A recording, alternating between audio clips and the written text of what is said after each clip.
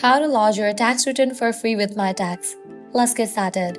If this is your first time lodging a tax return in Australia, it might seem intimidating, but trust me, it's actually very easy once you know how to do it. So let's get straight into it. First up, you will need to create My Government account. If you already have a My Government account, feel free to skip ahead to My Tax section. In the case you don't have an account, head towards the website of My Government. Go ahead and click on the option of Create Account. Choose how to create your account and go through the process. Once you have created your account, log in to your account. Then click Connect Digital Identity and follow the prompts to link your My Government ID. After that, go back to your profile page, select Link Services and link the Australia Tax Office ATO to your account. Before you start your tax return, make sure you receive an email from the ATO confirming that your employer has uploaded your payroll details for the year.